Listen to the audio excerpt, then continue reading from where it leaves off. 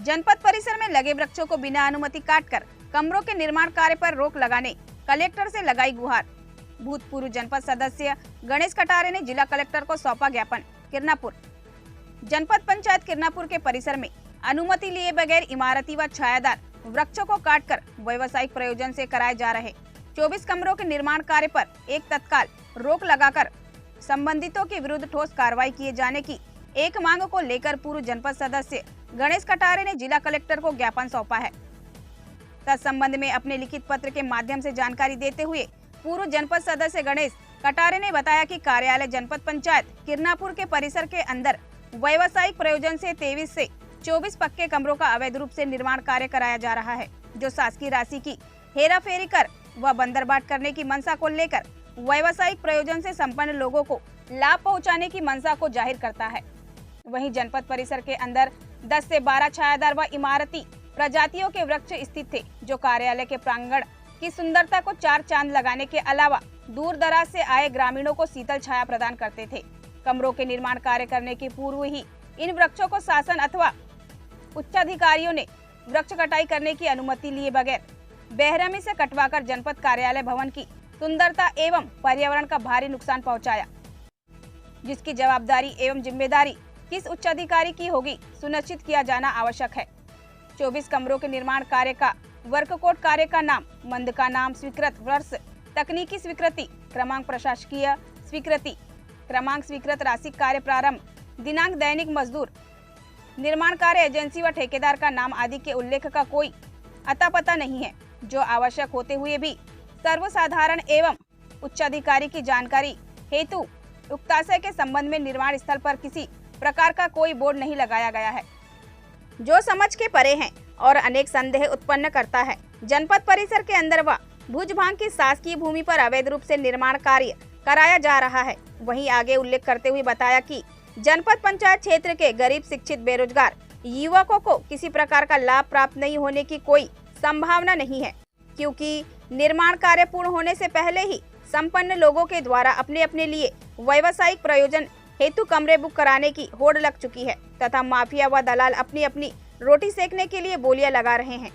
एवं पढ़े लिखे बेरोजगार लोगों का आर्थिक रूप से शोषण करने के लिए रेट फिक्स कमीशन खोरी में लग चुके हैं। इस मामले में जनपद पंचायत सीईओ, एसडीएम, तहसीलदार की भूमिका भी संदिग्ध दिखलाई दे रही है, जिसकी निष्पक्ष जांच कर दोषियों के विरुद्ध कठोर दंडात्मक कार्रवाई किया जाना न्याय संगत होगा।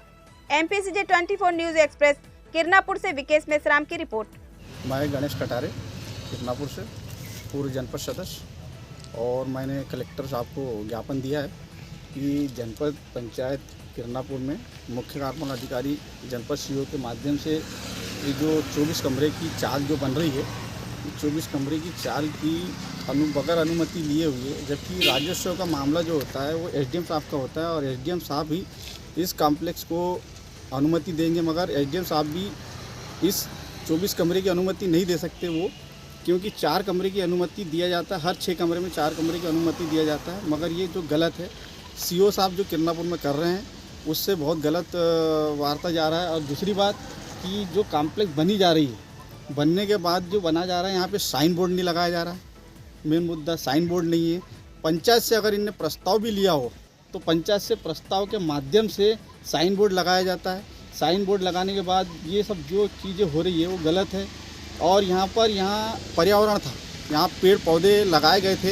एक एक पेड़ पौधों को लगाने के लिए कितनी मेहनत करना पड़ता है। बच्चे जैसे पेड़ों को पाला जाता है, उसको बगैर परमिशन के तहसीलदार के यहाँ से पेड़ कटवा दिए गए हैं, जो कि गलत है। अगर पेड़ कटवा दिए थे तो इसको नीलामी करना था। नीलामी करने के बाद जनपद के खाते में पैसे जमा करवाना था, वो भी इन लोगों ने नहीं किए हैं। और रही बात ये जो कॉम्प्लेक्स है, इस कॉम्प्लेक्स में ये जो दुकानें जो सामने लगी हुई है गरीब लोगों की, इनको रोज़ के 500 रुपये नहीं आते हैं। 500-600 रुपये अगर आ भी गए मुश्किल से, तो इनको 2 लाख रुपए की पगड़ी मांग रहे हैं। ये कहाँ से देंगे पगड़ी?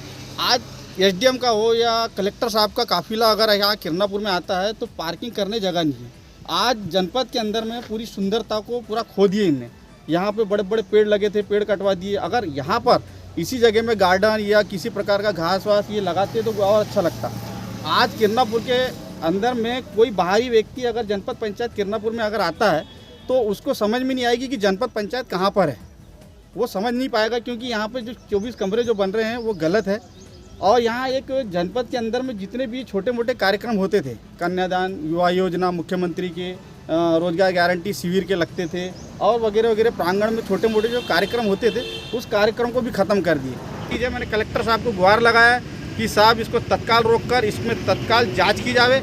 अगर कलेक्टर साहब इसकी अगर जांच नहीं करते तो मैं न्यायालय तक जाऊंगा, वहाँ के दरवाजे खटखटाऊंगा, वहाँ से लाऊंगा और इनकी कार्रवाई तो मैं करूँगा। कलेक्टर साहब से आपने न्याय की गुहार की है जी। मुख्य कौन कौन से बिंदुओं पर आपने जांच? मैंने पहली बिंदु लगाया कि 24 कमरे जो बन रहे हैं ये फर्जी टाइप के बन रहे हैं, इसमें साइन बोर्ड नहीं है, किस मत की राशि आई है, कब से आई है, कौन बना रहा है, कौन ठेकेदार है। इनने पहले निविदा निकालना था। पहले अगर ये कॉम्प्लेक्स बना रहे थे तो इन्हें पटल पे निविदा बुलाना था और निविदा बुलाने के बाद जिस ठेकेदारों को तुम लाते, जिस ठेकेदार का टेंडर कम होता उस ठेकेदार को ये देना था और जनपद का फ़ायदा होता।